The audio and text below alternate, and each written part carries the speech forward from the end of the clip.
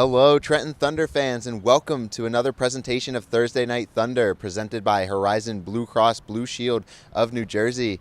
And we are here with our pregame show, presented by PNC Bank.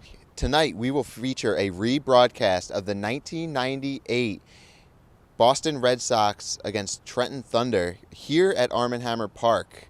And Brian, before the game tonight, the fans will get to witness the pregame ceremony of Nomar Garciaparra's number 5 being retired.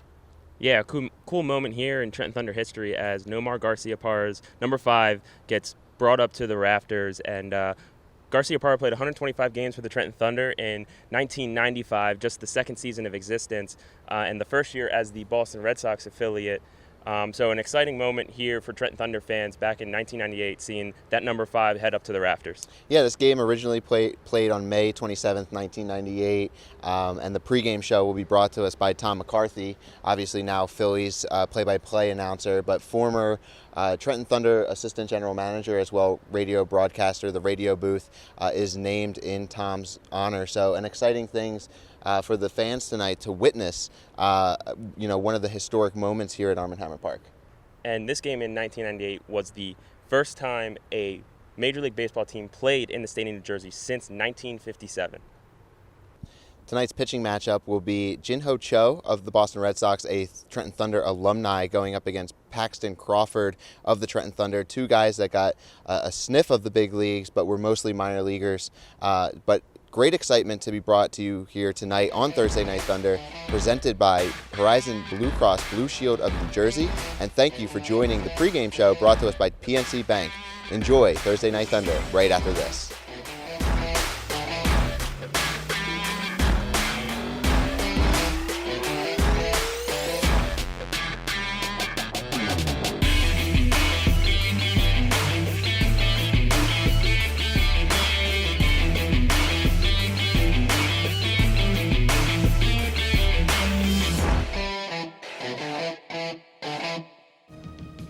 It was hardly that long ago when Nomar Garciaparra was the Thunder's shortstop, but only for 125 games. And even though back then Nomar compiled somewhat humble numbers, the AA club retired his number, carrying out the ceremony before a recent exhibition game. Brings back definitely a lot of memories. It's funny because you get to a certain level, able to reach major leagues. You never forget where you came from. I know. You think back to Little League or whatever. Everything's a step, and you try to achieve more and get to the ultimate level. And this is one of those steps, and you definitely remember those steps. Looking back, Garciaparra made such an impression in 1995 that a nearby eatery named a sandwich after him. Yet the Nomar Special isn't the only proof that Nomar is special.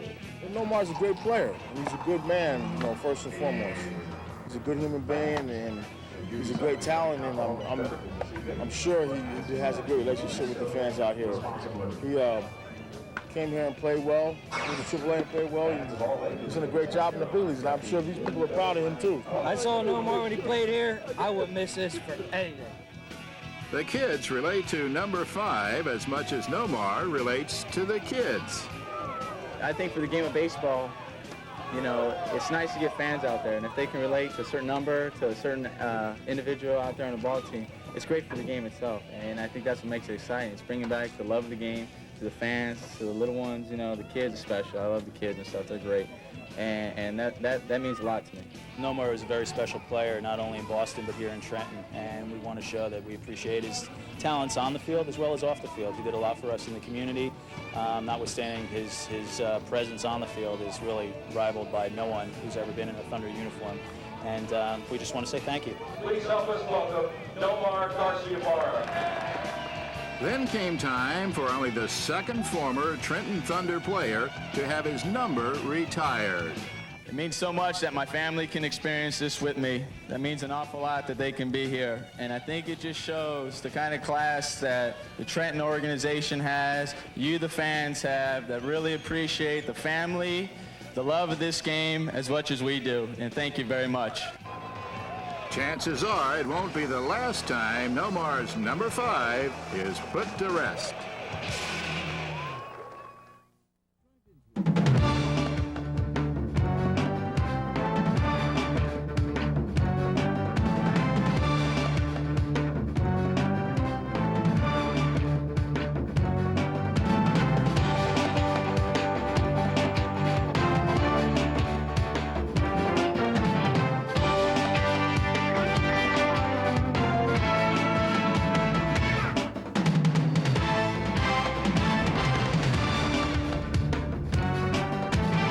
There's a little bit of history and a whole lot of excitement here at Waterfront Park as the Boston Red Sox end a void of Major League Baseball in the state of New Jersey as they take on the Trenton Thunder in an exhibition game. Hi, everybody. I'm Tom McCarthy along with Scott Bradley. A pleasure to be with you tonight on a beautiful evening for baseball here at Waterfront Park. A lot of excitement, Scotty, a lot of history, and also some of the former Thunder players like Nomar, Garciaparra, Lou Merlone back at Waterfront Park, this time, though, in Red Sox uniforms. I tell you, it is an exciting time for this Thunder franchise.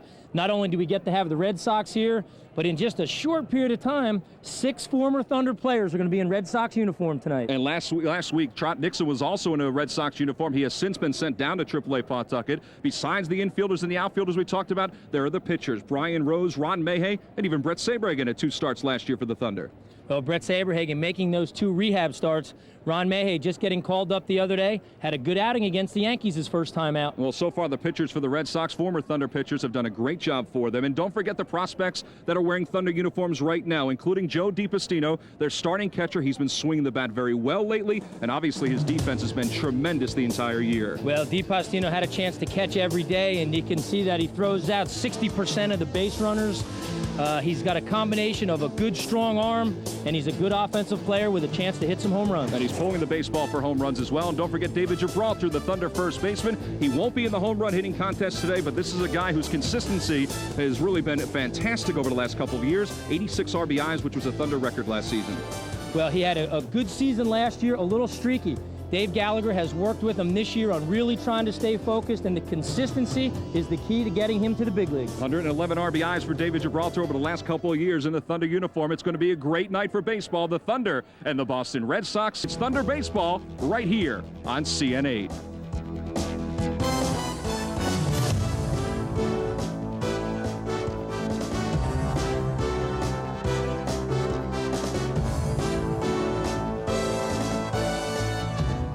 There you see the crowd coming in here at Waterfront Park. And Scott, they said they sold about 1,000 standing room only tickets. And you and I were here for the AA All-Star game in '96.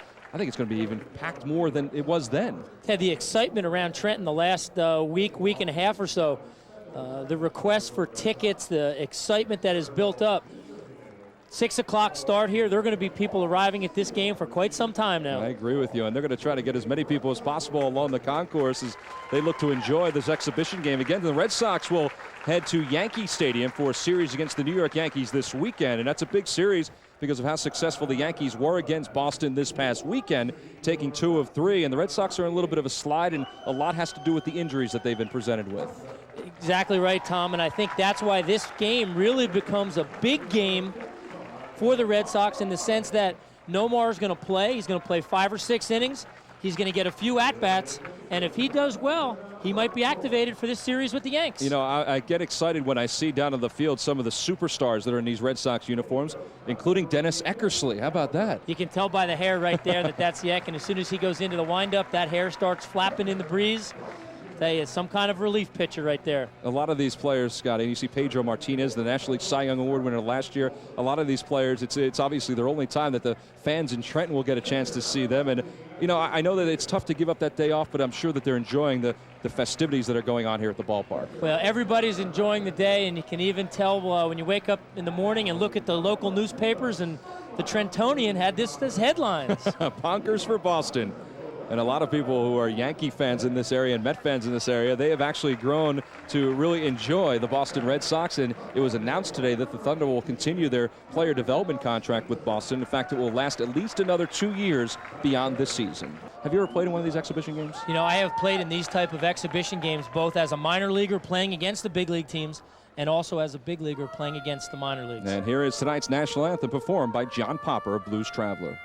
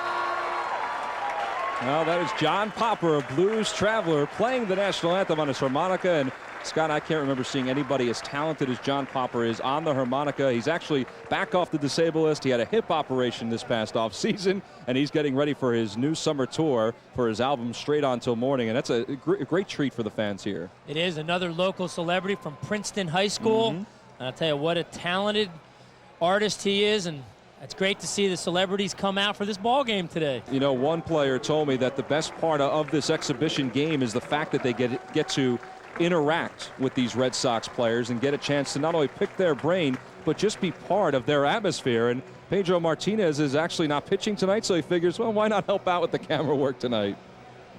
He can do anything that he wants to. Let's see, Scotty, how he does. Let's see how he works. Okay, he's got a nice shot of that gentleman's belly. He's getting up. He's getting himself situated. All right. Well, Pedro Martinez, maybe he'll spend some time in there. Scott, number 15 is Paxton Crawford for the Thunder. He is really their ace this year, along with Robert Ramsey, with a record of 4-1. And this is his day to throw, and they did not want to disrupt that day. Well, he has pitched so well that they want to make sure that they have him going every fifth day.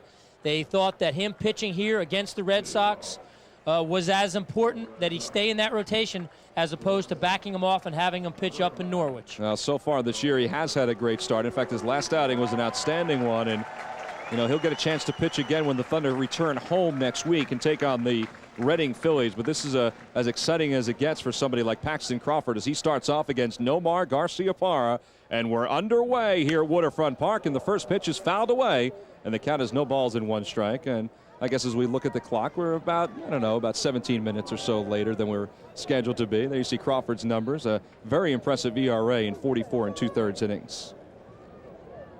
It's a guy who has a big league changeup. In fact, that's what they talk about when they speak of Paxton Crawford. A very live fastball, but that changeup is what they say is something that you cannot teach. No, the changeup is such a key pitch to be able to use, especially when you're behind in the count, and he has developed a good one.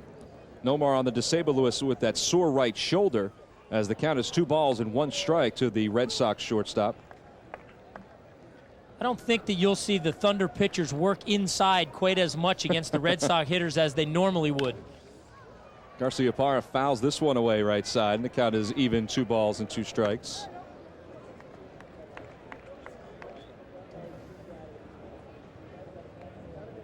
Well, they expect a crowd of more than 8,000 fans on hand tonight, and you can see some of the standing room already finding a spot. Count is 2 balls and 2 strikes to Nomar Garciaparra. Hit on the ground towards shortstop, a one-hopper to big Jim Chambly. Makes the play, throws him out, and there's 1 out. And now let's go to Lou Merlone with the batting order. How you doing? My name's Lou Merlone, the Boston Red Sox. And I'm here tonight with the starting lineup. Leading off, playing shortstop, number 5, Nomar Garciaparra. Batting second, playing center field, Darren Lewis. And at first base, batting third, big Mo Vaughn. Hitting fourth tonight will be the DH, Jim Jumbo Leyritz. Batting fifth is going to be the left fielder tonight, Troy O'Leary. Batting sixth will be the third baseman, John Valentin. Batting seventh will be the catcher, Scott Hatterberg. Batting eighth in right field is going to be Darren Bragg. And wrapping it up tonight at second base, it's going to be Mike Benjamin. And there you see Darren Lewis, who has the count, no balls and 1 strike. I should say 1 ball and 1 strike, as that pitch is up high. Lewis, an outstanding defensive outfielder, having pretty good success this year with a .295 batting average. A couple of home runs. Now 2 balls and 1 strike to Lewis. And this is an outfield, Scott, for the Red Sox that they really didn't know what they had when the season began. It's a lot of guys from other organizations that have come in and done a nice job filling in at these positions. They have really played well, both offensively and defensively. Count is 2 balls and 2 strikes to Darren Lewis. Lewis was picked up a couple of years ago by 2 different organizations because of his defense during stretch runs, including the Chicago White Sox. Well, Darren Lewis, one of the best defensive outfielders in center field. I know had a streak when he played back with the Giants where he went, I think the streak was in the hundreds, wasn't it, as far as games without an error? It was actually 392 consecutive games. That's in the hundreds. Yeah, 300s. 3-2 pitch is bounced on the ground towards Chambly, and he has his second assist of the ball game, a 4-3 put out. And there's 2 men down here in the first inning. Jim Chambly, who stands 6 feet 4 inches, has played very well defensively for the Thunder. And now we'll get a chance, Scotty, to see the Thunder defense. Well, here's the defense for the Thunder. Chad Epperson is catching today. Wilton Veras at third. Jorge De Leon at short. Chambly at second. Gibraltar at first. And we have Barnes, Tebbs, and Stenson in the outfield. And of course, as you said, Epperson doing the catching tonight for Joe DiPastino, at least to start things off, because DePass is a little nicked up from the Norwood series. And here's Big Mo Vaughn in his first at-bat here at Waterfront Park. And he takes the first pitch up and away, and the count is 1 ball and no strikes. Former American League MVP, and he's putting up good numbers again this year with 13 home runs. And he lifts the 1-0 pitch foul. It's 1-1. Kind of a New Jersey product because he went to school at Seton Hall along with John Valentin, but he is from the state of Connecticut. Did you just, during batting practice today, did you see just kind of the murmur happen as soon as he walked into the cage, and it just kind of got quiet? People started whispering about what he was going to do, and all eyes were focused on him. He is certainly the kind of guy that you come out and watch batting practice. Not only watch him in the game, but watch batting practice, because he can certainly put on a show. And he has the count 1 ball and 2 strikes as Paxton Crawford, the starter for the Thunder, works from the wide. And the 1-2 pitch is a breaking ball that misses down low, and it's 2-2. I think Paxton Crawford has going through his mind right now with Mo Vaughn at the plate, besides not getting inside and hitting. That he just also wants to make sure that Mo Vaughn doesn't hit a ball back up the middle. 2-2 is up and away. It's 3 balls and 2 strikes. You don't mind throwing a pitch that he can hit somewhere. You just want to make sure somebody that big, you just want to make sure the line drive doesn't come back up the box. As we said, Mo is one of 2 Red Sox players who played their college ball in New Jersey.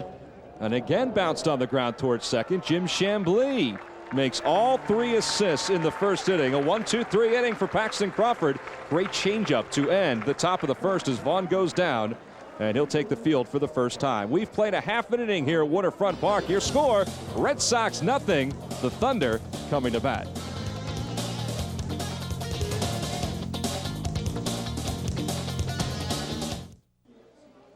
Back at Waterfront Park, along with Scott Bradley, I'm Tom McCarthy. The Thunder and the Boston Red Sox, the first time a major league team has played in the state of New Jersey since 1957, when the Dodgers played a handful of games at Roosevelt Stadium in Jersey City. No score in the ball game. You see the Red Sox in the third base dugout, and now we'll get a chance to hear the Thunder lineup read by manager DeMar Lohale. Hi, I'm DeMar Lohale, manager of Trenton Thunder, AA affiliate of the Boston Red Sox. Today's starting lineup: batting first, Nate Tibbs. He'll play center field, switch hitter. Batting second, Darnell Stinson. He'll be in left field. My third hitter is John Barnes. He'll play right field. Doing the catching today, batting fourth, will be Chad Epperson. Batting fifth, playing first base, David Gibraltar. Batting sixth, playing third base, Wilton Veras. My seventh place hitter will be Jim Chambly, playing second base. DH in the day is Joe Hamilton. He'll be in the 8th slot. And batting ninth, Jorge De Leon. He'll be at shortstop. Now, Red Sox fans, if you haven't heard of DeMar Lohale, there he is in his second season as the manager of the Trenton Thunder. His team is now 22-22, 5 games back in the Southern Division of the Eastern League. And there are 2 divisions in the Eastern League, Southern and Northern divisions. And the Thunder were excluded from the playoffs last year for the first time in 2 years. The starting pitcher for the Boston Red Sox is right-hander Jin Ho Cho. He is one of the Korean players that the Red Sox signed during this offseason. And the first pitch to Nate Tibbs, who leads it off, is taken for a strike, and the count is no balls and 1 strike. Those are Cho's numbers in Sarasota. And it's a solid start, just 5 walks, Scott, in 32 innings. He has really pitched well in Sarasota, and you can see the unusual windup that is something that a lot of the pitchers from the Far East like to do. They like to kind of rock back and hesitate, and you watch Nomar pitch and Chen-Ho Park, with the Dodgers, and it's very similar. Something that they teach over there to get some rhythm and some balance. The Red Sox actually signed 2 pitchers from Korea this past offseason. They signed the lefty Soon-Woo Kim, and now the righty Cho. And the count 0-2 to Nate Tibbs. He lines it toward the left center field gap. Darren Lewis gallops over, and he makes the catch, and there's the first out of the first inning. Lewis covers a lot of ground out in the outfield. We talked about his defense earlier, and Scotty, this is a good defensive team for the Red Sox. Yes, it is, and Scott Hatterberg is going to do the catching. John Valentin is at third. Nomar Garciaparra at short. Mike Benjamin at second. Big Mo Vaughn at first. Darren Bragg in right. Darren Lewis you just saw in center, and Troy O'Leary's in left. As we said, most of the regulars playing for the Boston Red Sox to start this game off. Darnell Stenson is now the batter, and the first pitch to Stenson is taken inside, and the count is 1 ball and no strikes.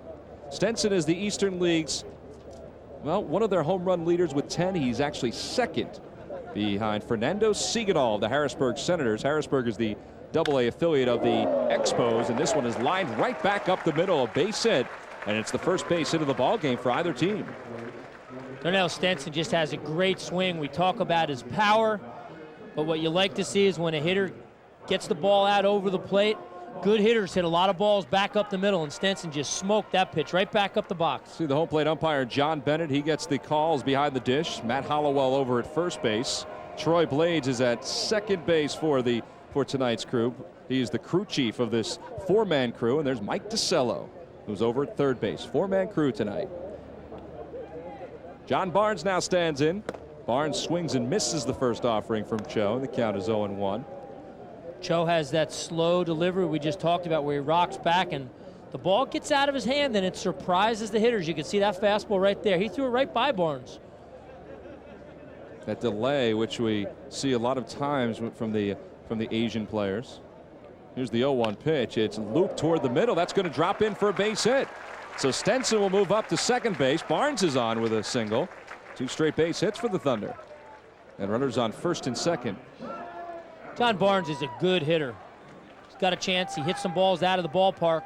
But Dave Gallagher talking about how he is one of the most consistent hitters, that he's not afraid to let the ball get in on him. And you could see right there the pitch was on the inner half of the plate, but he stayed inside the ball and hit a nice firm line drive into center field. Well, Cho arrived from Single A Sarasota earlier today.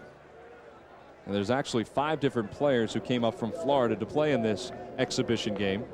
Chad Epperson now the batter. Epperson batting in the cleanup spot for the Thunder. He's leading the Eastern League in hitting with a .350 batting average. And he swings and misses the first fastball, and the count is 0-1. And I think more than anybody else on this Thunder squad, Scott, Chad Epperson has had the most surprising start to the season. Well, when you're swinging the bat like Epperson is, they're going to find ways to get him in the ball game. DHs a lot of time because DiPastino has played so well behind the plate.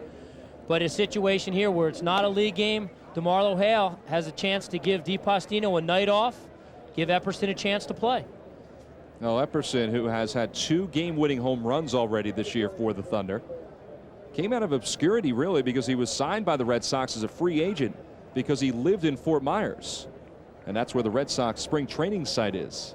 The 1-1 is hit high in the air to fairly deep right field. Darren Bragg going back, still going back. This one is gone. A home run for Chad Epperson. A 3-run shot, and he gives the Thunder a 3-0 lead here in the bottom of the first inning. I think Epperson's going to soak that one up a little bit. He was so excited prior to the start of this ball game to get a chance to take his hacks against the Red Sox. And he had 5 home runs in the regular part of the season. That's number 6, although it won't count for his stats, but it will be one that he'll always remember. He sure will, and I tell you, he came right out of that home run hitting contest before the game today and took his home run swing with him in the ball game. So Jin-Ho Cho gives up 3 straight base hits, including that 3-run shot by Chad Epperson. And now David Gibraltar will stand in. And the first pitch to Gibraltar's taken down low, and the count is 1 ball and no strikes. Red Sox fans might have been able to watch the progression of David Gibraltar over the last handful of years. This is his 2nd year on the AA level, but he may not be here too long. He's a guy with good power.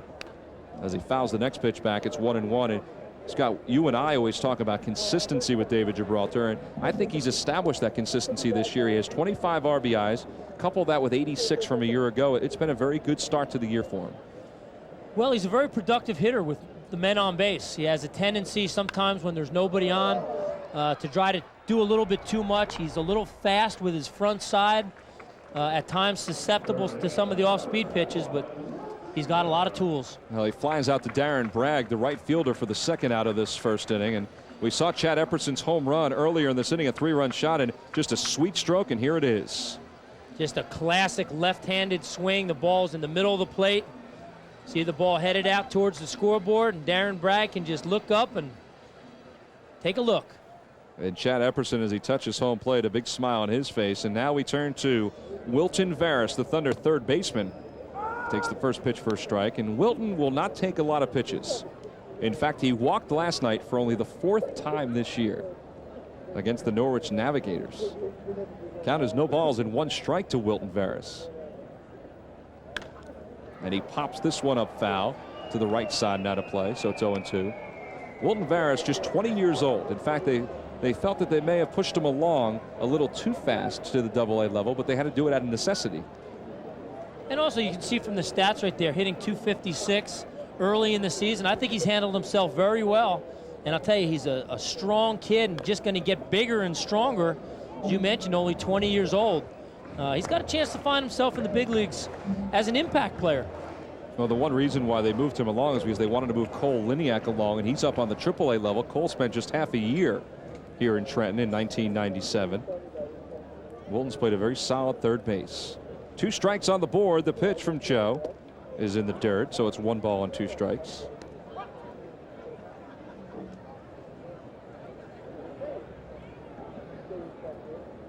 Pitch for the Korean national team up until signing with the Red Sox. 1-2, misses inside. 2 balls and 2 strikes. You see his motion scout, which we talked about from the wind. Has a nice smooth delivery. Once he gets himself going, you can see how conventional it is. It's right here where you sort of see he's slow and a little unorthodox. And he actually had Veras stepping a little too soon on that pitch, and a lot of that could have been because of the motion. Once he gets started, though, he's very conventional. It's not like Hideo Noma, who really turns and hides the ball from the hitters. Joe is his mechanics are very simple. And once he gets past this stage, you'll see right here, he looks like everybody else. This is popped up toward the first base side. Mo Vaughn giving it a look, and it'll find the seats. So the count holds 2 balls and 2 strikes. I think the one thing about Wilton Veras, you see Mo Vaughn, as Bobby Mitchell is the first base coach for the Thunder. One thing about Wilton Veras, which DeMarlo Hale was excited about, was that after he made in one game 2 errors early on in the year, just settled in and really became a relaxed ball player. Again, the 2-2 pitch from Cho. Swung on and missed, and Wilton Veras goes down on strikes. They actually say he got a piece of it, but he goes down after the Thunder scored 3 runs on a 3-run home run by Chad Epperson. We have played 1 full inning here at Waterfront Park. It's 3-0, the Thunder on top of the Red Sox. We'll be back. You're watching this exhibition game on CN8.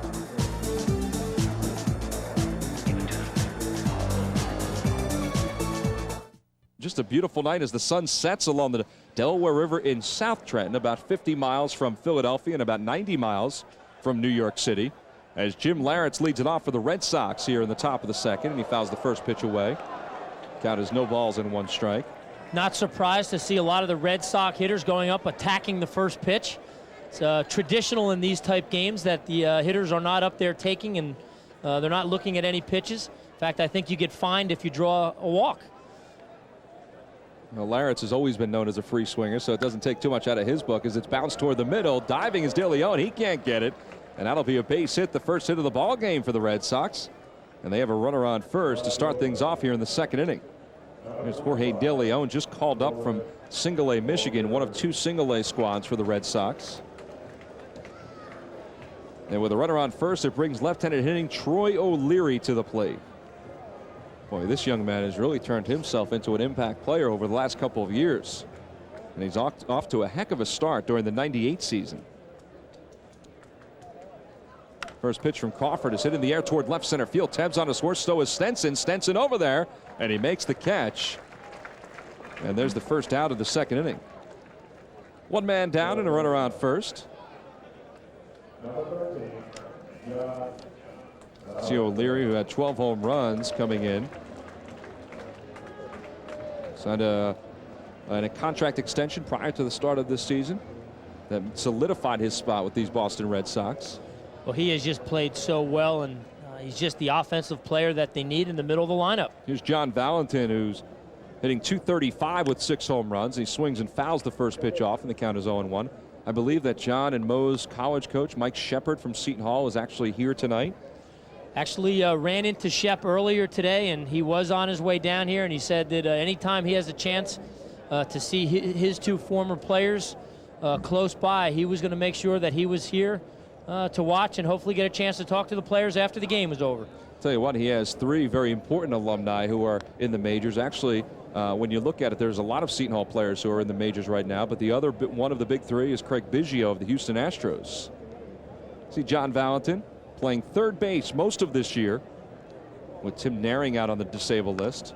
He bounces the pitch towards shortstop. De Leon waits for it to second for 1, and it's bobbled for second by Chambly, but enough time to get Valentin at first. It turns out to be a 6-4-3 double play, and it gets the Thunder out of trouble here in the top of the second inning. So we head to the bottom of the second. Your score remains. It's the Thunder 3 and the Red Sox nothing. We'll be back. You're watching CN8.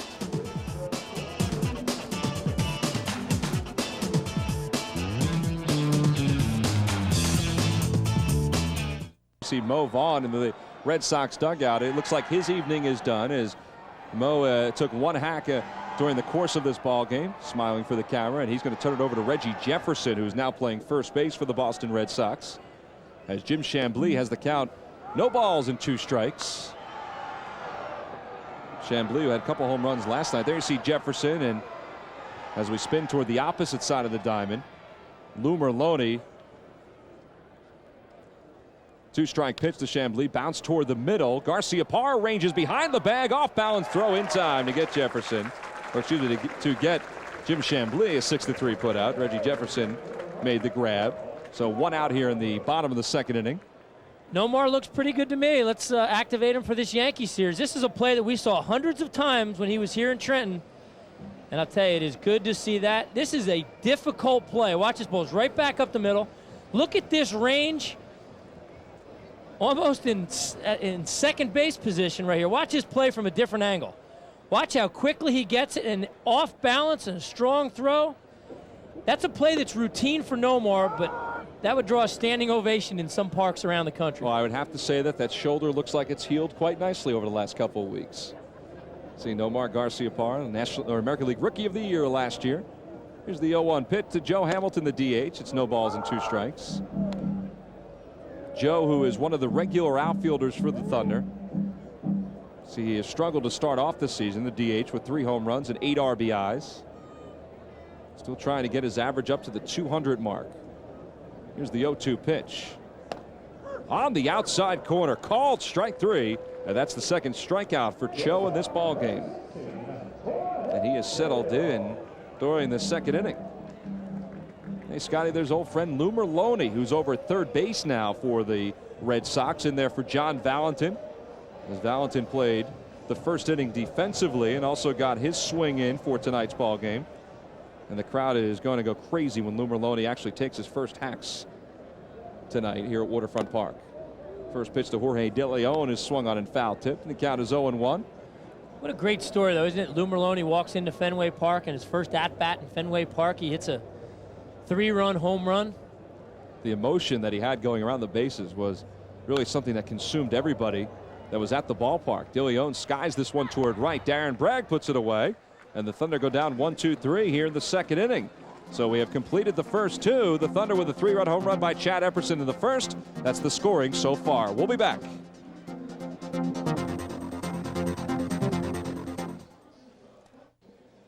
Well, 2 in the books here at Waterfront Park, and this is the outside of Waterfront Park, and we are on the banks of the Delaware River, Scotty. It's one of the prettiest sights in minor league baseball as we look over the right field wall, and we see what people do if they can't get a ticket to the Thunder and the Red Sox exhibition game. It is a very unique ballpark, and you see the boats up and down the Delaware. The outside of Waterfront Park is just a beautiful, state-of-the-art. And it's nice the fact that the Red Sox are in town to create a little extra excitement. That's right, and the Red Sox will be part of the Thunder family for at least 2 more years after this, and I think that they have attracted some fans. And there's Wendell Kim, the third base coach for the Red Sox, and Wendell, if the Red Sox are on the first base side, if that's where their dugout is, sprints out to his third base coach's position every single time he takes to the field. And no stranger to Waterfront Park is Dave Joust, the former manager of the Harrisburg Senators on the AA level. He is the first base coach for Boston. First pitch to Scott Hatteberg to start things off as a strike to Marlo Hale, the manager for the Thunder.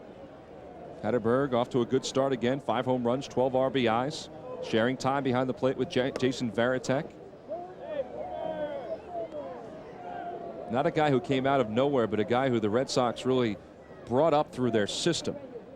Organizational guy. He bounces this one foul, so it's 1 ball and 2 strikes.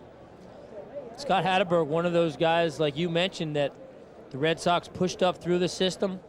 I think they felt that he was going to be the starting everyday catcher, but Jason Varitek has played very well and has won the competition and is getting the majority of the playing time right now. Well, Varitek is a guy the Red Sox got in a trade with the Seattle Mariners, and we'll see him later on. Hatteberg has been a solid receiver. Last year he split time with Bill Hasselman. Paxton Crawford, the starter for the Thunder, in his 3rd inning of work. He'll probably go 5 or 6 innings, depending on his pitch count this evening. The 1-2 pitch is swung on and missed. A nice change of speeds, and Hatteberg goes down on strikes, and that's the first K of the ball game for Paxton Crawford. Well, Scott, we talked about that change of speeds by Crawford, and Hatteberg was way out in front. You're going to get a good look right here. You can see how far Hatteberg gets out in front of that pitch, and the deception of Crawford's changeup just makes it a devastating pitch. See Hatteberg raise his eyebrows, and that will send to the plate outfielder Darren Bragg. And he fouls the first pitch away, so the count is no balls and 1 strike. He set career highs in a number of categories last year, including at-bats with 513 and also with hits with 132. It's a solid year. This is just a solid major league player. He plays hard every day. The type of player that teams that are going to compete for the division and championships and the World Series, you need to have players like Darren Bragg on your team. Now he runs the count to 2 strikes against the right-hander Paxton Crawford. He's played very well in the outfield too during the last couple of years for the Red Sox. Another guy who they got for the Mariners. He was acquired in 1996 from Seattle. Some of the young Thunder fans who may grow up to be Red Sox fans after watching this team in Trenton, New Jersey. And again, the change of speeds from Paxton Crawford, and he gets Darren Bragg on strikes. Those are 2 good pitches to 2 very good hitters. Watch the motion on the changeup. Watch how fast the arm is, and the ball just comes out, fades away from Bragg. But it's the deception, it's the arm speed that fools the hitters. Mike Benjamin skies the first pitch down the right field line. John Barnes coming over toward the bullpen. He can't get it. So the count is no balls and 1 strike. Benjamin, who's become a utility player for the Red Sox, bouncing around between second and shortstop. And actually, with Lemke going on the disabled list just a couple of days ago, he may wind up seeing even more time at second base because he's been hitting the ball so well. I mentioned Darren Bragg and the type of player he is. Well, Mike Benjamin the same way. It's crucial for teams to have veteran utility guys around that know their roles, that can fill in and play a number of different positions, and aren't overwhelmed by any situation that they're put into. Well, no balls and 2 strikes as Jimmy Williams in his 2nd year as a Boston Red Sox manager really has things going on the right track for this squad. And Paxton Crawford has struck out the side here in the 3rd inning. 1, 2, 3 go the Red Sox here in the top half of the 3rd. Crawford with 3 strikeouts in this game, all coming in his 3rd inning of work. We've completed 2.5. We head to the bottom of the 3rd. Watch this pitch as we go out. We'll be back.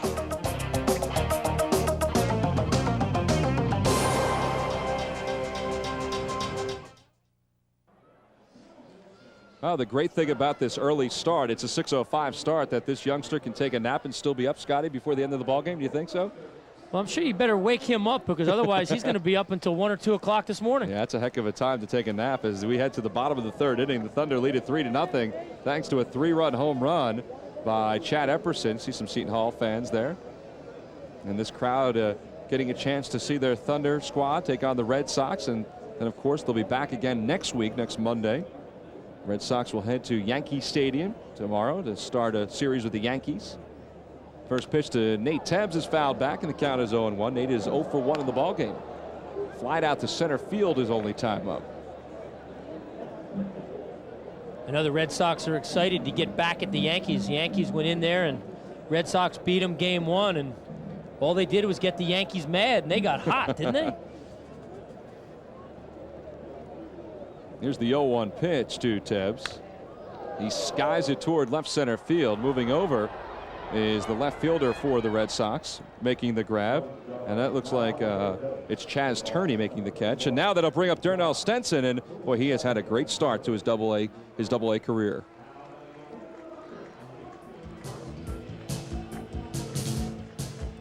You can see there, good hitters. He gets a pitch, it's out over the plate and lines it over the left fielder's head. We've seen him hit balls to all parts of the ballpark. And he's parlayed his success last year in Michigan into this year. He already has 10 home runs, Scott, after 15 last year in Michigan. Well, he's just a solid hitter. He's somebody that hits the right-handed pitchers, hits the left-handed pitchers. He's been able to hit the fastballs, the breaking balls, and at a young age, he looks like a real professional hitter is the way to describe him. He takes the first pitch or second pitch for a strike, so it's no balls and 2 strikes to Stenson, who singled his only time up, so he's 1 for 1. And he goes down on strikes for the second out of this inning. We saw him in the home run hitting contest earlier today, and he swung the bat pretty well. DeMarlo Hale wants him to continue his consistency. And I'll tell you what, Hocho has done a nice job over the last 2 innings against these Thunder hitters. See, that's just a good tailing fastball that's down and away. Stenson tries his best to foul it off, but just a great pitch and a great location. Now it brings John Barnes to the plate again. He fouls the first pitch away, so the count is no balls and 1 strike. Free souvenir for some of the Thunder and Red Sox faithful on hand for this ball game. Barnes singled also his first time up and then scored on the home run by Chad Epperson. Barnes with 8 home runs, showing good power to start the year.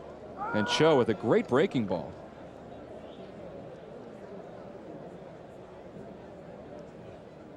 No balls and 2 strikes to count to Barnes.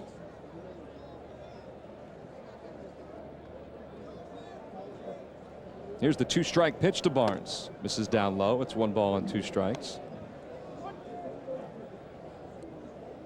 Joe looks like he's relaxed a little bit here this inning. Gave up that home run in the first inning and is throwing much better pitches now.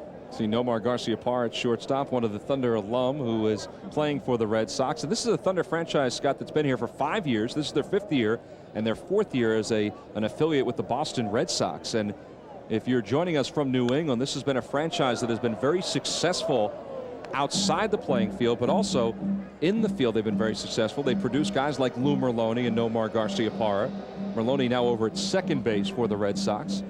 In fact, last year the Thunder drew over 435,000 fans in 68 games. This is looped toward first base. Reggie Jefferson comes into foul territory, and he puts it away, and there's the final out of the 3rd inning. 1, 2, 3 go the Thunder, and that's now 8 in a row. Retired by Cho. We've completed the first 3 innings. We head to the top of the 4th. It's 3-0, the Thunder on top. We'll be back. You're watching the Thunder and the Red Sox right here on CN8.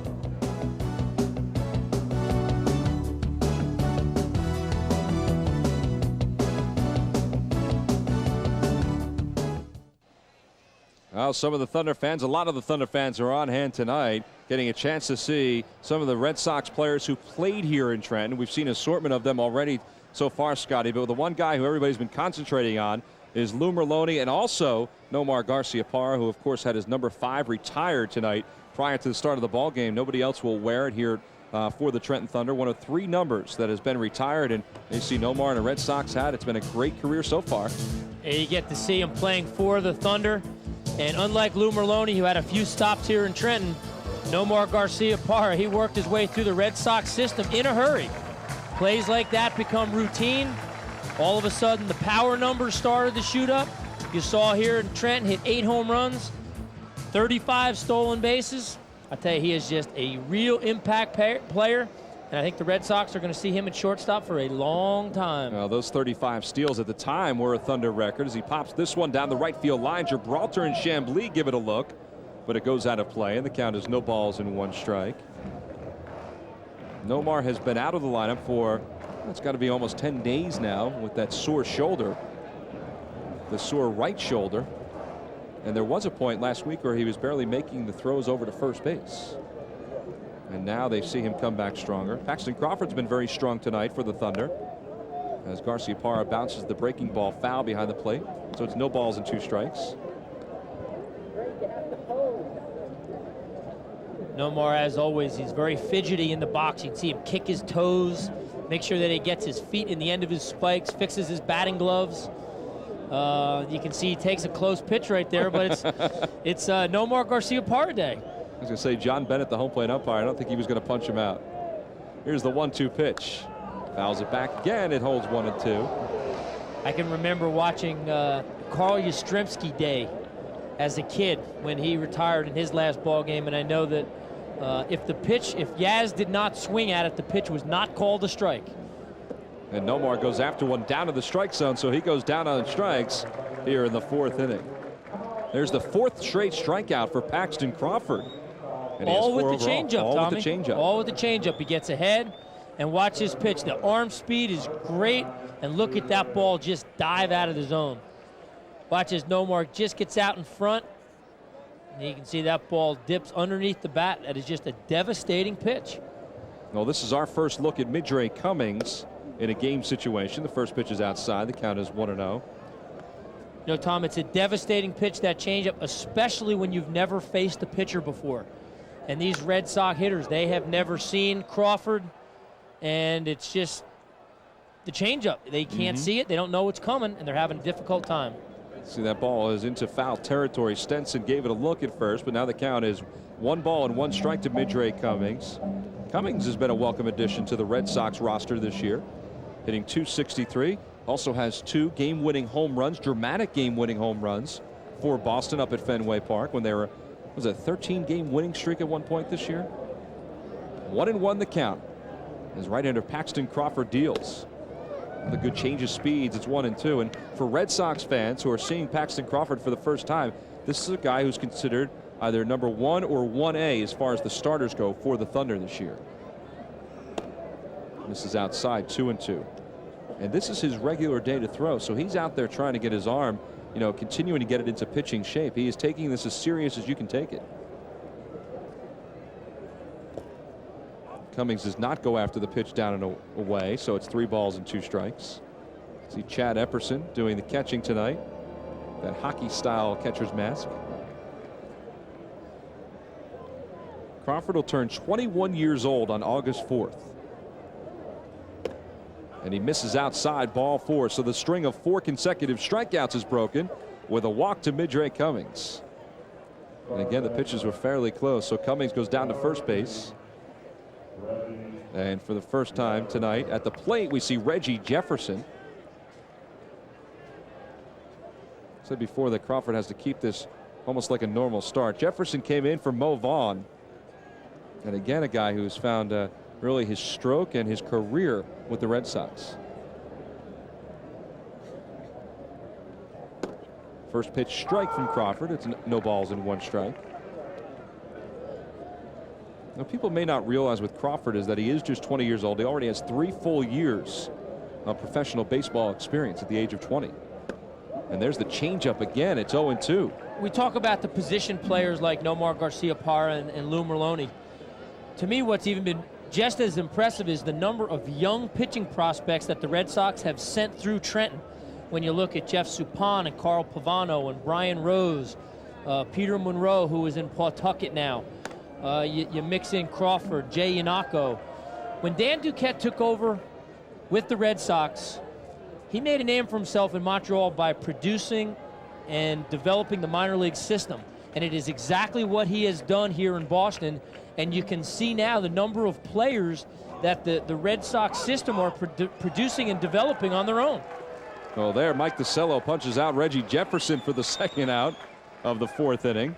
Jefferson could not hold up on that change of speeds. Did he go, Scotty? Yeah, we're going to get a look from that changeup, and that's a close one right there. That's a close one, but when that happens, usually benefit of the doubt to the pitcher. Well, 5 strikeouts now for Paxton Crawford, and all on swings. And all on that change of speeds that we talk so much about. Jim Larratt lines the first pitch into the seats, a foul ball. Count is 0-1. Larratt singled his only time up. In fact, it's the only base hit the Red Sox have. Scotty talked about the homegrown talent for the Red Sox, and that kind of homegrown talent produced the trade for Pedro Martinez with Carl Pavano going over to the Montreal Expos. The 0-1 is waved at and missed. It's 0-2, and Although a lot of Red Sox fans did not want to see Pavano go. I mean, it produced the National League Cy Young Award winner. Well, I think that goes unnoticed, that to have a deep farm system, it enables you to make those type of impact trades. Ball is bounced on the ground beyond the glove of a diving Wilton Veras down the third base line. Moving over to third base is Cummings. He'll stop there. And Larritz holds up at first base, and a good throw by Stenson. So the Red Sox have something going with runners on first and third and 2 outs here in the 4th inning. And Jim Larritz is 2 for 2 against Paxton Crawford. See Jimmy's smile on his face. You can see that high leg kick, and he gets out in front of that off-speed pitch, and Veras dives but just can't come up with the ball down the third baseline. Watch, he's going to be out in front. That's the changeup. Jimmy Larritz is just so strong, though, when he hooks it just inside the third base bag. Very softly hit. Larritz has really come on during his career, starting out with the Yankees, then the Angels, the Rangers, and now with the Red Sox. And now we see Kyung Choi, who is batting for Boston. He is another one of the Sarasota players who they brought up for this ball game. He was brought up really to be the interpreter for Cho, but also to get some hacks. So we assume that he'll go into left field and play for the Red Sox. See his numbers in Sarasota. Guy who plays all out, they say. 1-1 is swung on and missed, so it's 1-2. What we forget is that the Red Sox are playing here against the Thunder, but it's also a chance for some of the other younger players from the other teams in the organization to come up and see how they play against AA talent. Well, you always bring up extra players because, as we saw, you knew coming into this game, Mo Vaughn was going to get one at-bat and play one time in the field, and he was going to come on out. So you have to have the extra players around. Fine play by David Gibraltar to end the top of the 4th inning. Thunder first baseman moves toward his backhand to knock that line drive down and put it away for the final out of the 4th inning. We head to the bottom of the 4th. It's still 3-0. The Thunder on top. You're watching the Thunder and the Red Sox on CN8.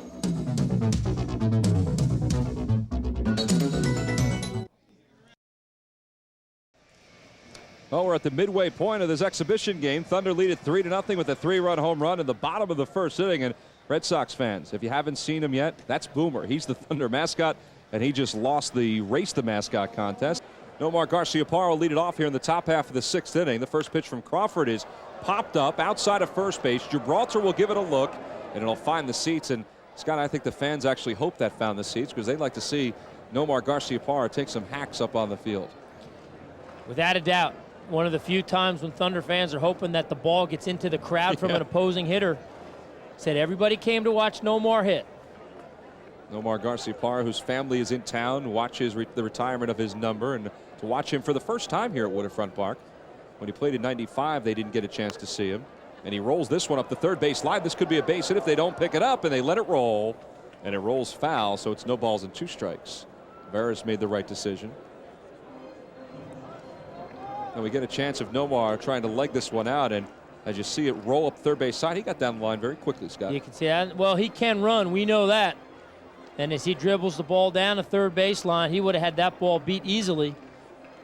Here's a great angle right here. Watch as this ball's just dribbled. And watch Veras can watch as it gets just to the edge of the grass and it kicks over. And as soon as that ball goes foul, Veras picks it up. So now 2 strikes as Nomar has seen 2 pitches so far. Crawford deals with 2 strikes on the board. Swung on and missed, and Nomar goes down for the 2nd time swinging against Paxton Crawford. Paxton Crawford with 6 strikeouts tonight. And you know, every one of them is with this changeup. Look at it, it's a circle change, and look at the movement that pitch has. That ball just dives down and in. Watch as Nomar tries to stay in on it and just can't get it. That is just a great pitch that Crawford throws. The players in the Eastern League know about it. These big league hitters just haven't had a chance to see it. Brings Midray Cummings to the plate to walk his only time up. Came in to play center field for Darren Lewis, who played the first 2 innings, and then Cummings came in. And Jimmy Williams does want to get everybody into the ball game. There will be guys like Nomar and Lou Merlone who will play longer than others. Reggie Jefferson over at first base. The 1-1 pitch to Cummings. Line shot, one hopper towards second. Nice play by Chambly. Goes to his knee, comes back up, and he throws out Midray Cummings. A big league play by Jim Chambly. And a lot of that was out of self-defense, but for him to stay with that baseball the way he did, boy, he has done a heck of a job over at second base so far this year. Cummings just smokes this ball, and this is an in-between hop. Chambly goes over it. He looks like the Dominator. Daniel Hasek out there as he makes a great glove save. That's just a terrific play. Wasn't even 100% sure that the ball stayed in his glove. We've seen him make a number of great defensive plays. Not very often you see a 6'5" second baseman, but he has really played some defense this year. I think he'll always be at second, Scott, or will they try to find him a spot somewhere else because of his size? I don't think so. Second base has become an offensive position. He's able to turn the double plays. He's big, but he's got great feet. Turns the double play, as I mentioned. Has pretty good range. He can play some second base. Count is 1-1 to Reggie Jefferson. Make that 2 balls and 1 strike. Jefferson went down on strikes his only time up. He's 0 for 1. Actually went after a ball in the dirt, checked his swing, and third base umpire Mike DeCello said he went around. This is bounced softly outside of first, a foul ball. So 2-2. Well, the Comcast Network and the Trenton Thunder welcome our viewers watching tonight's game on the New England Sports Network, Wade Cable, the Cable Television Network, and Lower Bucks Cablevision. Some of our viewers who don't get a chance to see Thunder baseball that often. We're happy to have everybody aboard. Of course, our viewers up in Nesson see the Red Sox all the time, but it's really the first time they get a chance to see the Thunder this year. Paxton Crawford is going to make it an easy 6th inning. That could be all for him as he works a 1-2-3 frame. He's retired the last 5 batters he has faced. We have played 5.5. And David Gibraltar, as he goes into the dugout, will get ready to take his hacks. He'll lead it off in the bottom of the 6th inning. It's the Thunder 3 and the Red Sox nothing. We'll be back in just a moment.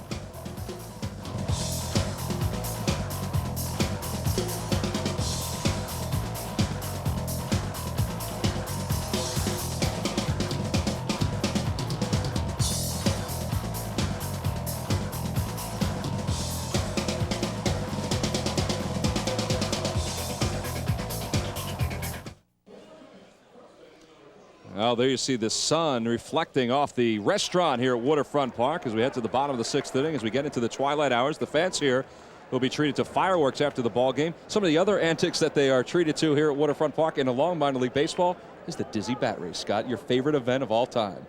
Yeah, this is amazing that you guys actually can find people to do this night in and night out. But it's something that just about every minor league park in the country now, everybody seems to like that game.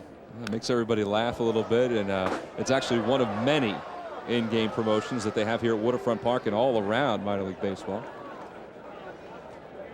David Gibraltar has the count, 1 ball and 1 strike. Rock is 0 for 2. He's popped out. He's also grounded out, popped out to right field.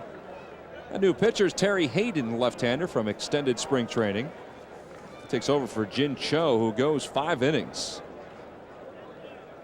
It's his numbers last year in Lowell. His ERA very good, but his 1-loss record is 0-6, or was 0-6, and he'll probably start in Lowell again for Dick Berardino, the manager of the Lowell Spinners. 3-1 is up high, ball 4. So Gibraltar walks to start off the bottom of the 6th inning. You think about it too, guys like Terry Hayden and Jin Cho. Jin Cho pitched in Sarasota, so he had game experience. Hayden, as you said, Scotty, you don't usually see that much real game experience in extended spring. You play some games, but nothing like this. No, the games are almost like inter-squad scrimmages. There's a few teams that are close by. Stats are kept, but it's not the important thing. They want the players to get some work, and they're trying to get them ready to go to the short season leagues. Now Hayden, who spent last year between Fort Myers and Lowell, actually had 1 win in Fort Myers for the Gulf Coast League. Graduated from the University of Detroit in 1997. 1-0 is popped up right around the center of the diamond. Merlone comes sprinting in. So does Jefferson, the first baseman. And Reggie puts it away on the glove side. There's the first out of the 6th inning. Jefferson called off Merlone, who was on the dead run from his second base position. And with 1 out and 1 man out, it brings Jim Chambly to the plate. see Waterfront Park in the outfield. Of course, the outfield billboards, which are a big part of minor league baseball. But the two scoreboards, the one video board and the main scoreboard, that's not really a big part of minor league baseball. It's something that is not really evident at a lot of facilities. First pitch to Chambly. Line shot towards shortstop. Caught in the air on the backhand by Nomar. Throws to first in time to get Gibraltar. And Nomar Garciaparra back with his glove. He shrugs a little bit as he walks off. And Reggie Jefferson showing the baseball to the home plate umpire is going to keep it himself. A fine play defensively by the Red Sox to end the bottom of the 6th inning. A double play started by Nomar Garciaparra. We played 6 full. We head to the top of the 7th. It's still 3-0. Thunder on top.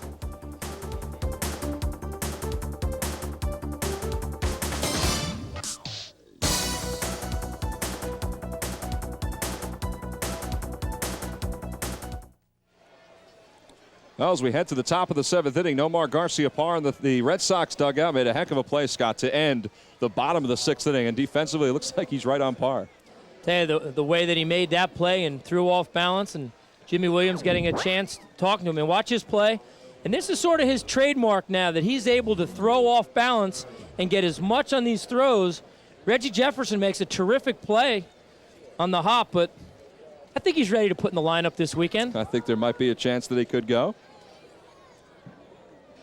Brian Rose is the new pitcher for the Trenton Thunder, facing Chaz Turney here in the top of the 7th inning. Turney fouls the next pitch away, so it's no balls and 2 strikes. Turney is another guy from extended spring training who's getting ready for the short season season. He's down there trying to get himself limbered up.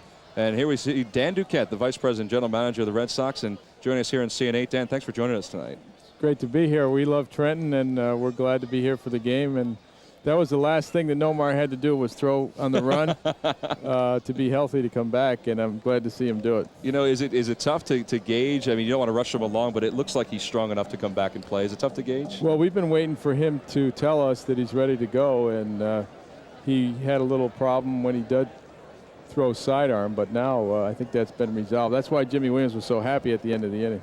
Well, it sounds like you're going to have to go do some paperwork sometime, either this evening or tomorrow before the ball game. Well, hopefully he'll be ready for the series in New York. We'd love to have him out there. He just means so much to the ball club. You saw in the ceremony tonight how the fans love him here, and when he makes more plays like that, they just like to come out and see him more. You know, Dan, we talked about the homegrown talent as Brian Rose bobbles the ball but then throws to first. A nice scoop by Gibraltar for the first out of this inning. We talked about the homegrown talent. It has to make you feel good to see players such as Nomar Garciaparra, guys like Ron Mayhay, Lou Merlone, Brian Rose make their way through the system and really have an impact on the Boston Red Sox. Well, it's great when you can sign these kids and get to know them as amateur players and then help them develop their skills where they can play in the big leagues. Nomar talked very eloquently about it tonight when they retired his number. Every player dreams of being in the big leagues, and then every player dreams of getting their number retired. But it's fun and it's gratifying for the people in the organization. They know that they're doing something to help the Red Sox, and it's interesting for the fans in Trenton to be able to say, I saw Nomar Garciaparra when he played here a couple of years ago. I saw Brian Rose make a start when he was coming up, and then to see him in the big leagues. I think that's the fun of baseball. That's what makes baseball fun and rich and a pleasure to be around. Count is no balls and 1 strike to Kyung Choi. And you see Brian Rose, the new pitcher for the Thunder. And his record so far, 1-1 with an 8.10 ERA. He's actually pitched much better than that ERA tells you. He's closed a couple of games for the Thunder. And he's one of the young pitchers who the Red Sox were able to pluck out of the Rule 5 draft from the Colorado Rockies organization. He has the count 1-2 to Kyung Choi. And we see Brian Rose, we see Kyung Choi at the plate for the Red Sox tonight, Dan, and this exhibition game gives you a chance to see some of the guys from single A and extended spring come up and face double A pitching. We were really looking forward to having Cho join our club and seeing him pitch. He came to spring training late, he wasn't in great shape, and he's one of the first players we signed as an amateur out of Korea. He's got great control, and we got a chance to see him pitch tonight. He pitched out of that last jam very effectively. And that was good to see, and he throws strikes with all his pitches, so he looks like he's going to be a good pitcher for us. Yeah, from up here with our replay, had a lot of real good life on his fastball, and he was in some situations where he threw some fastballs by some of the left-handed hitters. You know, as he has a chance to develop his breaking pitches and everything, he looked quite good. Yeah, he looks to me like he's got good pitches to get out the lefties. Needs a little bit more work on his consistency of his breaking stuff. But he looked very comfortable for just joining professional team. He had pitched in Trenton a couple years ago when the Korean team had come here to play. In fact, that's when we scouted him the first time, and we were able to sign him this winter from Korea. Well, Dan, we have seen Lou Merloni in a Thunder uniform and here on CN8 so many times over the last handful of years, and Merloni's up there right now. And I would have to think, and for somebody who got a chance to see some of the highlights of his first home run in his first couple of games, the emotion that was wrapped up in that ballpark when he was successful over the last week or so, that had to make you feel good too, and the Red Sox organization. It was a great thrill for Lou. The Globe put it appropriately, the Boston Globe. Lou Merloni and 400 of his closest friends saw his debut at Fenway Park. But how about this for a storybook? Kid grows up in New England, and in his very first at bat at Fenway Park, he hits a 3-run home run, over the Green Monster. It doesn't really get any better than that in the stories. Well, Brian Rose gets Lou Merloni on strikes to end the top of the 7th inning. And Dan, we want to thank you for joining us during this half inning. It was a very quick half inning, but thank you for bringing Major League Baseball back to New Jersey, and we appreciate everything you've done as a Red Sox. Thanks a lot. Thanks for having me on. We're glad to be here. All right, Dan Duquette, the Executive Vice President and General Manager of the Boston Red Sox, and myself and Scott Bradley will be back for the bottom of the 7th inning. The Thunder leading it 3-0 thanks to that 3-run home run by Chad Epperson in the first. We'll be back.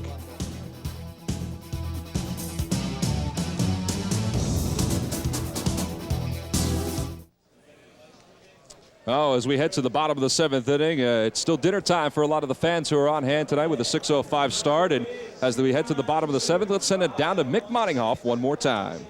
All right, thanks very much, Tom. With Nomar Garciaparra, it's been your night. Had the number retired. Ever think you'd get a number retired at the age of 24? I never thought I'd get my number retired, period, anytime. But it's quite an honor. It really is. It's nice to have something done like that for me. And, I really respect the Trenton Thunder as an organization, and I always remember, how it helped me progress to the Major League. What does it mean personally for you to come back? You had your family here tonight, a lot of fans, close friends in the Trenton area. It means an awful lot. I mean, it's good that, a special thing like that, to have my family be able to share it with me is something special, without a doubt. And it was nice that like I said, they're a class act, the organization, be able to fly them out there for me. It was good. I know you were on the 15-day DL, shoulder problem. You had a nice throw in the last inning that you were in there. How do you feel right now? Ready to come back for the weekend? We're going to give it a shot. We'll see. It felt all right. There's going to be some soreness and some pain regardless, but you're going to have to play through that regardless, and you're going to try to get out there and try to get some W's out there. Well, good luck, and hope things continue on the right track for Nomar Garciaparra. Thank you. I appreciate it. All right, let's go back upstairs. All right, Mick, thank you very much. With the center of attention tonight, Nomar Garciaparra, and he did make a couple of very strong throws, Scotty, from the sidearm, including one behind the second base bag, the other one on the double play to end the bottom of the 6th inning. And as we are in the bottom of the 7th, there's one man down. Terry Hayden was able to get John Rafestanger with the first out of the inning on strikes, and Jorge De Leon, now the batter, lines it towards shortstop, and it's caught by Johns as Keith Johns moves from third base to shortstop, And there is the second out. Well, that's pretty good company for Nomar Garciaparra. Tony Clark, of course, played here in '94 when the Thunder were a Tigers affiliate, and now he is the first baseman for the Tigers. Jackie Robinson, it is self-explanatory, the number 42, and of course Nomar Garciaparra. See, De Leon smokes a line drive. Johns goes up to catch that ball, and De Leon has looked impressive so far. It's our first look at him. Gavin Jackson called up earlier in the week, and De Leon has swung the bat quite well. He has, and he's played very good defense for the Thunder over the last week or so. In fact, that's the one thing that DeMarlo Hale, the manager of the Thunder, said he was most impressed with was the defense of De Leon and the fact that he's wanted to play, although he's a little nervous. See DeMarlo walking over toward the Red Sox dugout as Nate Tebs punches the ball to the right side. A base hit, his first hit of the game. He's now 1 for 4. And you see DeMarlo Hale with Jim Rice. Jim Rice, one of the greatest Red Sox players ever, and now the hitting coach for the Boston Red Sox. And he and DeMarlo Hale have become very good friends over the last few years in the Red Sox organization. This gives you an idea how casual this game is, that the game is in action, there's runners on base, and DeMarlo Hale, there's no signs in a game like this. He's just going to stand there and try to get as much information from Jim Rice as he possibly can. Might even hit him up for some batting practice baseballs as well. I know the Red Sox players hit a lot of balls out into the onto Route 29 today, so there's a few balls floating around on the other side of the outfield fence. Jim Rice, who is not in the Hall of Fame, hit 382 lifetime home runs All those home runs came with the Boston Red Sox. Count is 1-1 to Darnell Stenson, lefty against lefty. Pitch from Hayden. Pretty good breaking ball for a strike, so it's 1-2. When Terry Hayden and Chaz Turney and Jose Flores came up today, as we said, they weren't sure which team they were playing for, but their excitement was overwhelming that they got a chance to put the uniform on as Stenson loops out to the shortstop Johns, and that's the final out of the 7th inning. So the Thunder get a base runner. Nate Tebbs is stranded on first base. We've now completed 7 full as we head to the top of the 8th inning.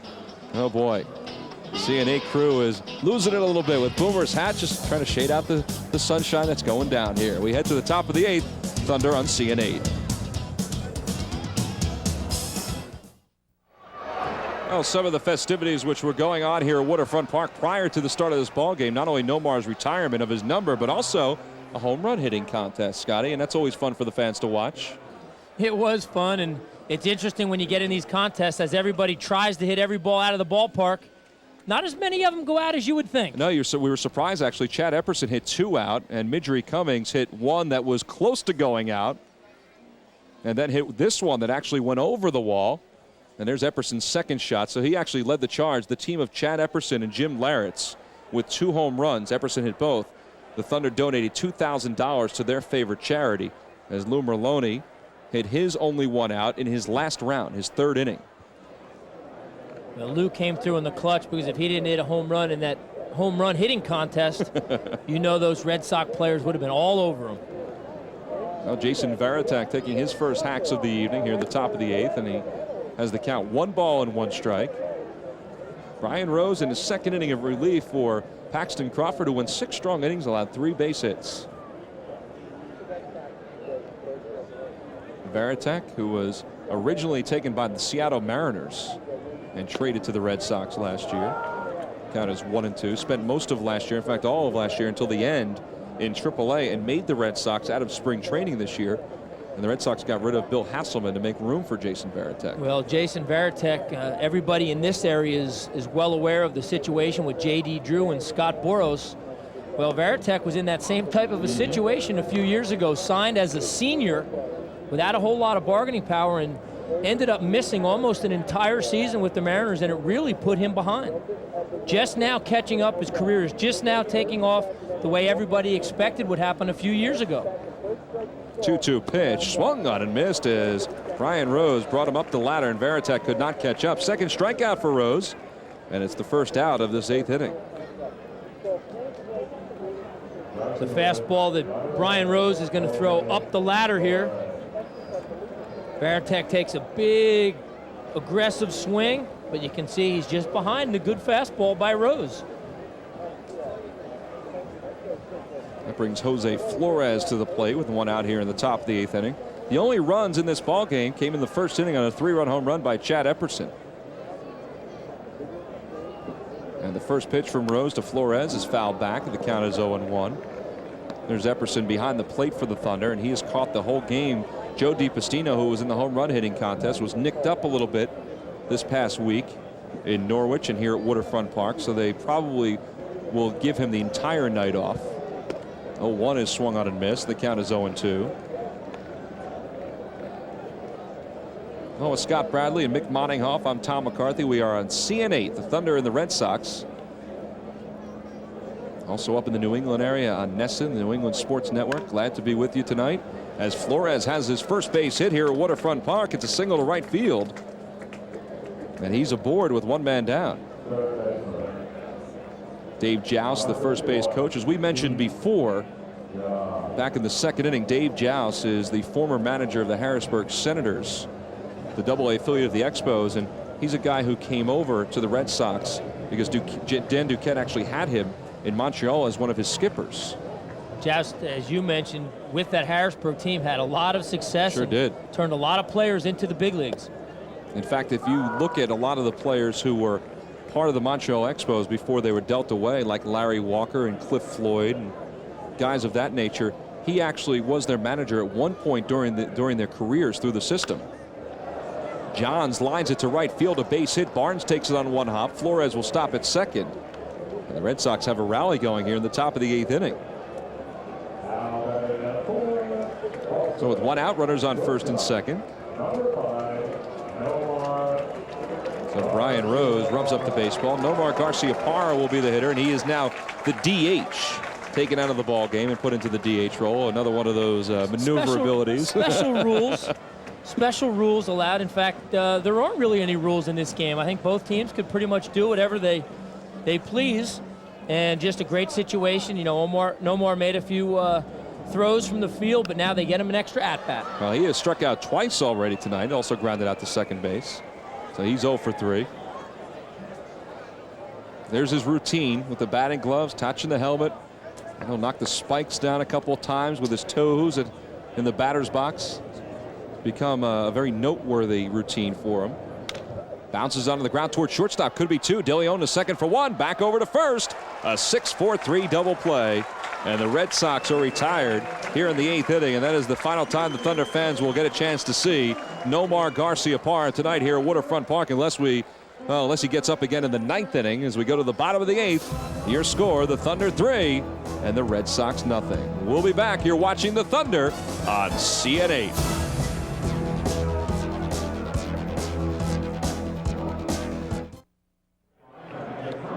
Well, there you see Nomar Garciaparra, who had his final at-bat here at Waterfront Park, and it's a double play ground out, Scotty. It sure is, but if you have to go 0 for 4, you do it in an exhibition game, no big deal. But I think that Nomar had himself a good day, and he made some good, tough throws. He's ready to go. There you see John Barnes, who's getting ready to step up to the plate for the Thunder. He has been a very good story for the Thunder this year, and tell you what, Red Sox fans, look out for this guy. His power is starting to come on. John Barnes, during that tough offensive streak that the Thunder had, carried the team. You can see here he's got home run power, can hit the ball in the gaps. I tell you, he's a good-looking player. Dave Gallagher really likes him. He's been spending a lot of time with him. Thinks he has a chance to be a solid outfielder at the major league level. You can see the streaks that he's gone on this year. A 12-game hitting streak, 5 for 5 against Akron. I tell you, he is, like some of these other Thunder players, he's considered a prospect by the organization. And has hit in 9 of his last 11 ball games, and he will get a chance to bat here in the bottom of the 8th inning with the Thunder leading at 3-0. And he will do so against right-hander Jared Fernandez. And the first pitch is a knuckleball bounce foul, and the count is 0-1. Red Sox fans, if you thought you saw enough of Tim Wakefield's knuckleball, well, Jared Fernandez is all knuckleball. He's been a solid contributor for the Thunder and the Pawtucket Paw Sox over the last 3 years. One of the nicest guys you are ever going to come across. He is, and not unusual now for Varitek, who's catching now, or Hatterberg. They're quite used to handling the knuckleball with Wakefield. Like Wakefield, Jared brings his own catcher's glove, and Johns takes the real nasty hop and throws out Barnes on that play. Not a nasty hop, but it took really a backward hop over toward the second base bag at the last moment. He made a nice play for the first out. It's a real nice play by Barnes. Or you can see Barnes hit it right here, and Johns, watch this last little hop. He's got a terrific arm. He's got good feet. Gets his feet underneath him and makes a good, strong throw and just nips Barnes at base. Look at that last little hop. Hit the edge of the grass and kind of carry him off to John's left, and he really adjusted and made a fine play. Well, brings Chad Epperson to the plate, and Epperson bounces one towards second. Lou Merlone waits for the hop, and he throws out Chad. 4-3 goes the put out. Well, Chad's night could be done offensively, but he is the only offense for either team as far as runs go. And Lou Merlone finishing things up over at second base for the Red Sox tonight.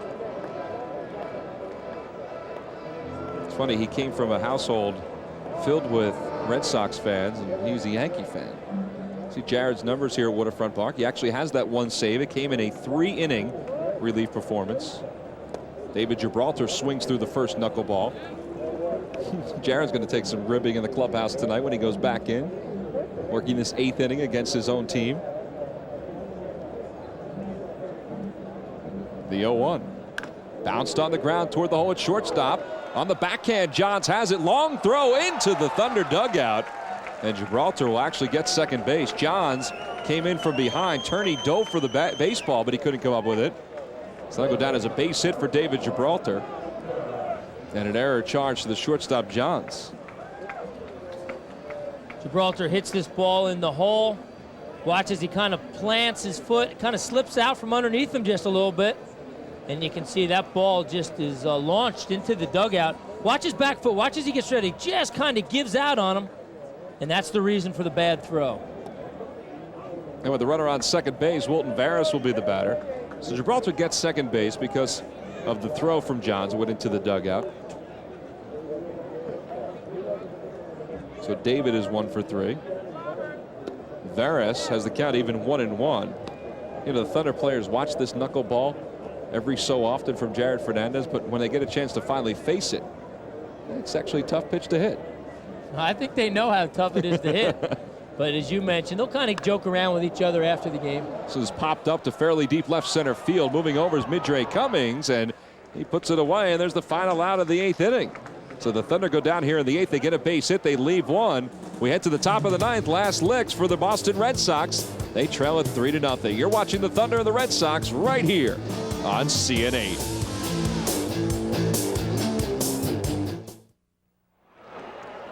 Oh, there you see the outside of Waterfront Park, Mercer County Waterfront Park. It's 5 years old, actually. This is the 5th season along the banks of the Delaware River, and technically what is called South Trenton, which is very near the Italian section of Chambersburg. Has a lot of very fine restaurants, Italian restaurants in the burg about a mile away. That youngster who we saw sleeping before, well, he's wide awake for the top of the 9th inning. A Seton Hall Pirates fan. On hand to see John Valentin and Mo Vaughn, Seton Hall alums, and the rest of the Boston Red Sox. And Midre Cummings is going to start it off at the top of the 9th inning for the Red Sox, down 3-0. And the first pitch from Brian Rose is up and inside. It's 1 ball and no strikes. Cummings is 0 for 1 with a walk, grounded out to second base his last time up.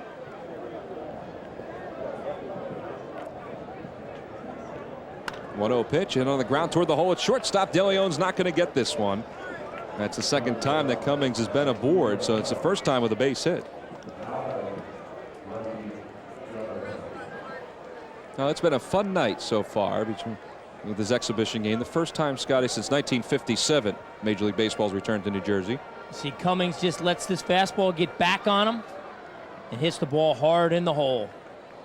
Good piece of hitting. Looked like De Leon was shaded toward the middle of the diamond. He couldn't get to it. Brings Reggie Jefferson to the plate. First pitch is a strike, and the count is 0-1. Talked about it. The last time a Major League team played in New Jersey was when the Brooklyn Dodgers, when they were trying to get a new stadium in Brooklyn, played for 2 years, played sporadically at Roosevelt Stadium in Jersey City, which is in North Jersey. The 0-1 pitch is fouled down the left field line, so it's 0-2. And they actually played their last game against the Philadelphia Phillies. Don Drysdale pitched for the Brooklyn Dodgers. He suffered the loss in that ball game. Well, I'm sure we all hope that it's not as long in between Major League appearances now with the facility that we have here in Trenton. Hopefully the Red Sox will do this every so often. 0-2 is fouled away by Jefferson. It remains 2 strikes. Well, the Thunder and the Red Sox, prior to this ball game, as they were retiring Nomar Garciaparra's number 5, they also announced a 2-year extension to the player development contract, which means that the Red Sox will be, or the Thunder will be affiliated with the Red Sox at least in the 1999 and year 2000 seasons. 0-2 misses outside the Jefferson, 1-2. And it's been a nice relationship between the two clubs.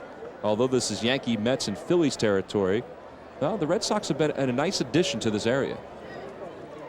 1-2 is inside, 2 balls and 2 strikes. Without a doubt, and I think the fact that it is a Red Sox team, I think it even creates a lot more interest.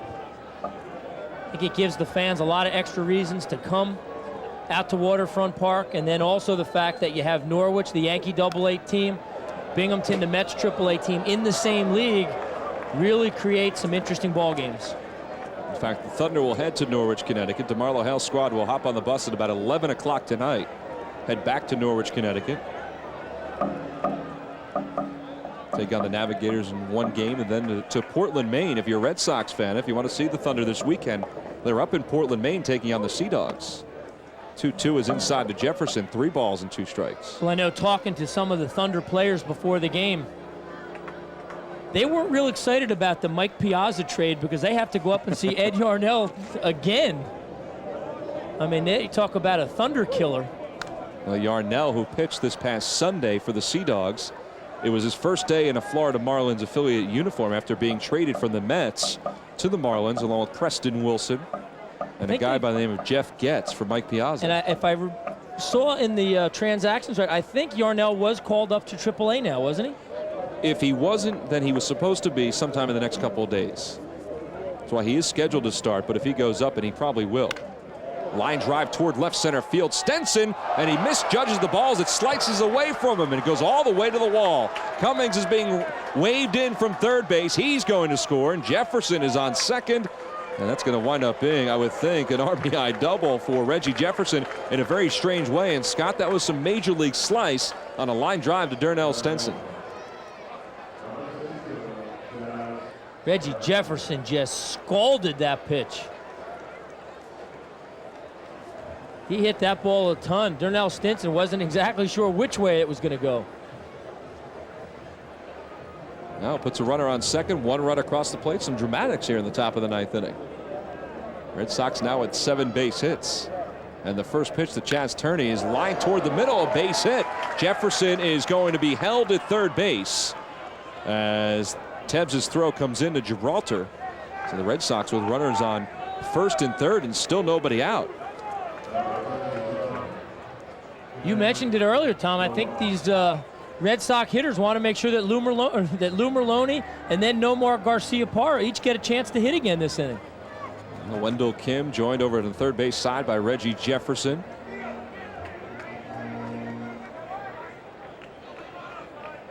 Brian Rose is going to try to settle in and get some outs. There's an opportunity to turn two with a ground ball as Kyung Choi will stand in. Top of the ninth inning. There you see our score, 3-1. The 3 runs by the Thunder, scoring on a 3-run home run by Chad Epperson. Choi pops the first pitch up, and it'll find the seats to the left of home plate, and the count is 0-1. Maybe one final souvenir for this sold-out standing room only crowd.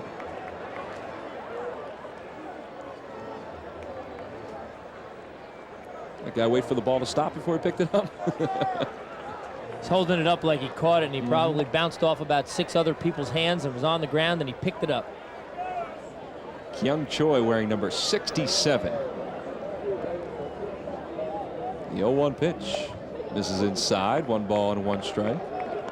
You know, the Thunder don't want to burn too many pitchers in this ball game.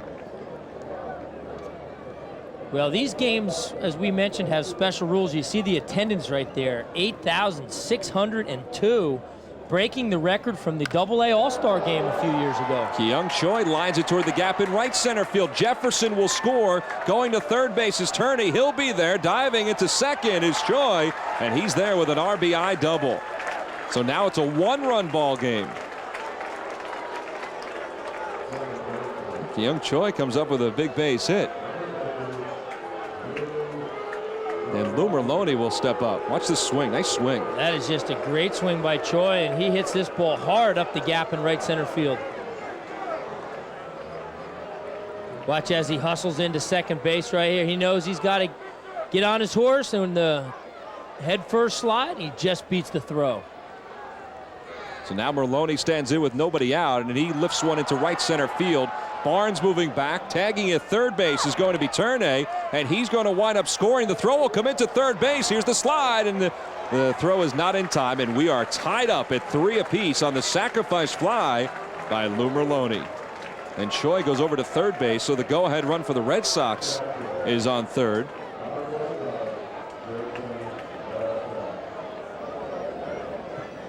And Merloni takes his game bat and goes back into the dugout. He actually pulled that bat out in the last round of the home run hitting contest before the start of the ball game. And all right, it's time to bring out the gamer, he said, and he was able to pick up the home run. See Barnes' throw, it just missed getting Choi. Tell you, from deep right field, John Barnes just makes a great throw. Really shows a strong arm. Jason Varitek bounces it toward first. Gibraltar freezes the runner over at third, and he touches up the first base bag. 3 unassisted goes the putout. And there's 2 outs. We're tied at 3 apiece. How about that? It'll be interesting to see what happens, because I know a lot of times, watch as Choi is going to hustle into third base. I don't think he thinks this play is going to be as close as it is. Barnes just makes a great throw. I kind of like that camera angle right there. It's a great camera angle. I've had a lot of great replays from that camera down the third base line. Flores loops it foul. And the count is no balls and 1 strike. One of the ushers who were able to pick up the souvenir gave it to a youngster in the first row of the second section. Flores singled his last time up. The 0-1 pitch. Lifted in the air, foul again. It's no balls and 2 strikes. This is almost like a spring training game, Tom, in that it'll be interesting to see that if no more runs are scored and if the Thunder are retired in the bottom of the ninth, that even if they'll play extra innings or not. Now, the word was that they would not go extra innings. I don't think anybody thought that there would be a chance to go extra innings, though. 2 strikes, line towards shortstop, base hit, and Choi is going to sprint home. Boy, did he get down the third base line quickly. It's an RBI single for Jose Flores, and he has 2 base hits and now an RBI. Hey, the young guys have really come through in these last couple of innings. Watch as Flores takes a pitch, it's down and away and does a great job. Stays with that pitch and watch, pitch is down and away, stays with it, just puts the barrel of the bat on the ball. DeLeon dives for it, just cannot come up with it. Good piece of hitting by Flores. And now the batter, Johns, lines it towards second base. Easy play for Jim Chambly. Johns broke his bat, and the inning is finally over. But how about that? The Red Sox, at their own will, pick up 4 runs to take the lead. We head to the bottom of the 9th inning, and now it's time for the Thunder to have their last licks, down by 1.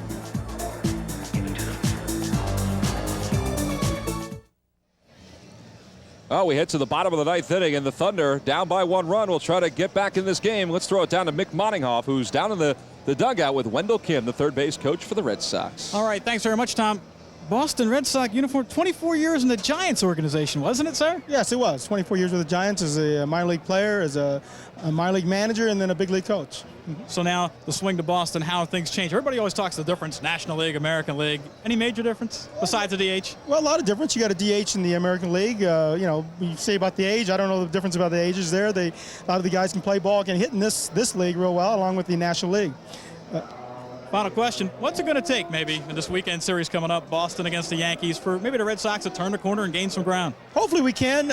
We got the talent to do it. I think we get Nomar back. It looks like he's ready to go.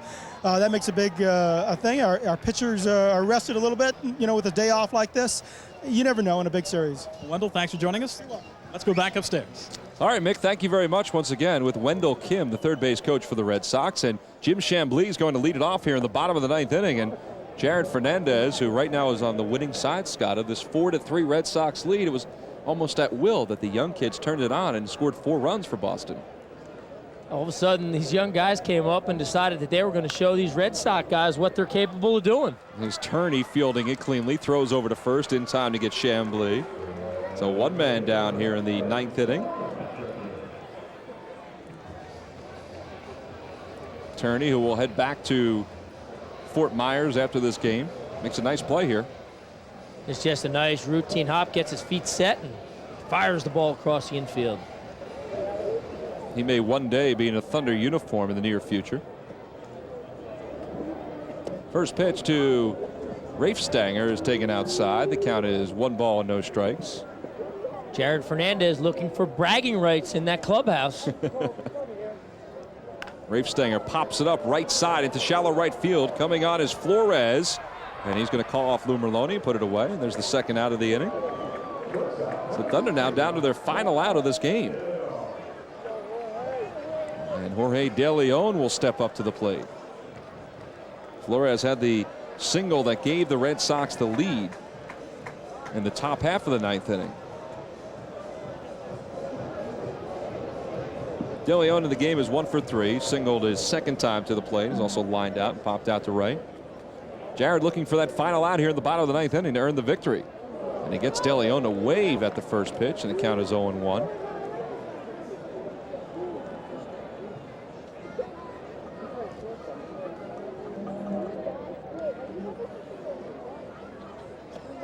Next pitch just misses outside. 1 ball and 1 strike. The Red Sox will head to the to the Big Apple to New York City after this. They were there all day today, and they'll get ready for that big series against the Yankees. And Jimmy Williams was trying to, say the right things by saying there's still over 100 games left, and he can't really, look at this one series as a breaking series for Boston. But it is an important series in the grand scheme of things, the way the Yankees have been playing. De Leon lines it into left center field. It drops in for a base hit. So the Thunder still have some life here in the bottom of the 9th inning. Whenever you go head-to-head with the team in front of you, it is important. It's not crucial, but it is important. The way the schedules are set up now, a lot of times you're finished with the teams in your division before the last month of the season. So they have the Yankees. It's a big series. Like I said, it's not a critical series, but they'd like to be able to at least come away with a split to let the Yankees know, hey, we're for real, and we're going to be here all season. There was a lot of electricity up in Fenway when the Red Sox won the opener of the 3-game series last weekend. And then the Yankees took that electricity right away in games 2 and 3. Here at Waterfront Park, the count's no balls and 1 strike to Nate Tebbs. 2 men down, bottom of the 9th inning. Thunder trail at 4-3. And a bouncer toward first base. Reggie Jefferson will take it himself. And that is it. The exhibition game between the Thunder and the Boston Red Sox comes to a close in front of a sold-out crowd of 8,602. And the Red Sox with 4 runs in the top of the 9th inning. That's the difference as they come away with a 1-run victory. And, well, Scotty, they were down 3-0 the entire game. Then at the top of the 9th, they were able to pick up 4 runs and come away with the victory. And that's not even the story of today. And just what a great day. The Thunder organization should be commended on how smoothly this day ran. The players all enjoyed being around each other. The Red Sox players were terrific. You see Nomar right here. It was a great day for him. And I'll tell you one thing, I think he's pretty excited the way his arm felt. And I know he's looking forward to playing in Yankee Stadium.